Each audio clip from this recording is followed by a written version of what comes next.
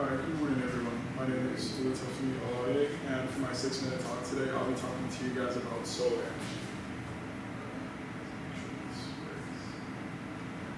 No issues, sorry about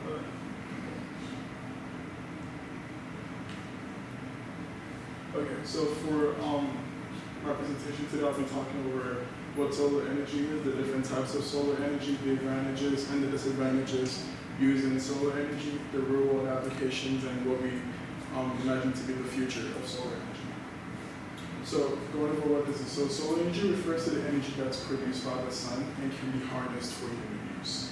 And so we see that solar energy is produced by the sun in the form of electromagnetic radiation through nuclear fusion, where hydrogen atoms are fused together with helium atoms, and thereby releasing energy in the process.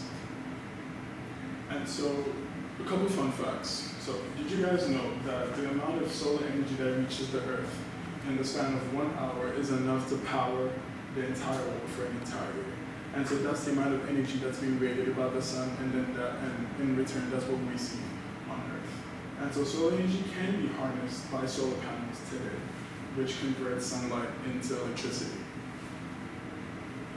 And so we have two types of solar energy that we use today. We have the photovoltaic energy, which uses solar cells to directly convert sunlight into electricity. We normally see this in commercial uses and residential areas as well. And we also have the concentrated solar power. The concentrated solar power, which uses mirrors and lenses to concentrate sunlight into a small area and produce heat that can be used to generate electricity. So I don't know if you guys have ever, had a magnifying glass and taken a leaf and held that in the sun, and then over time what we see is that energy from the sun is focused in one area on the leaf, and then sometimes that even creates like a fire or like a amber or whatever. And so that's the same concept that's being used in the concentrated solar power, where it takes those magnifying glasses, and then what eventually happens is it takes that concentrated energy, and then in turn it heats a liquid,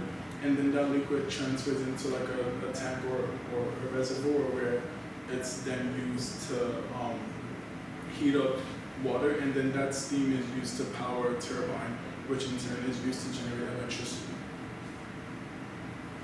And so going over the advantages of solar energy, first off, solar energy is renewable. The sun will continue to produce energy for billions of years, more than we will ever need. And this also in turn reduces our reliance on fossil fuels and enables us to move towards a sustainable energy method in the future. Solar energy is also clean. Unlike fossil fuels, solar energy does not emit any harmful pollutants to the environment and does not contribute to climate change.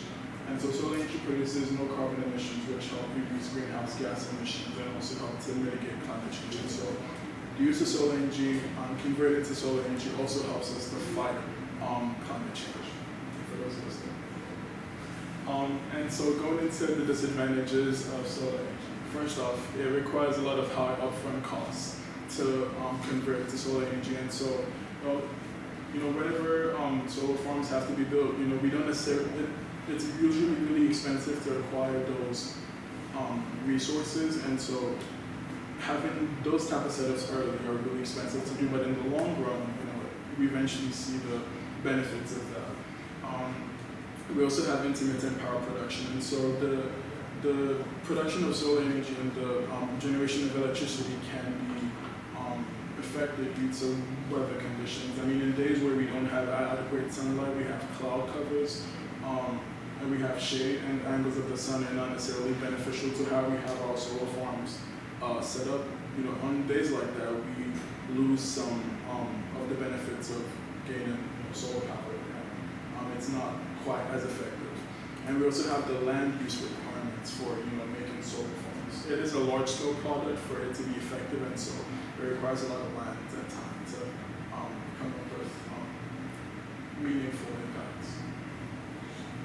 And so in real-world applications, today we see things like solar-powered vehicles, we see portable solar chargers, and some of our calculators as well. We also have the little solar panel there that also in turn helps to recharge the battery on the other side.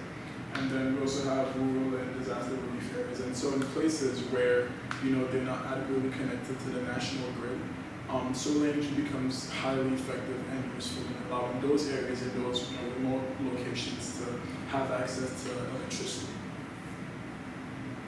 And so going into what solar energy looks like today, in the United States, these are the top 10 states that produce solar, that use solar power needs. And so in California, 27.5% of their electricity is generated through solar panels, and they use solar energy beams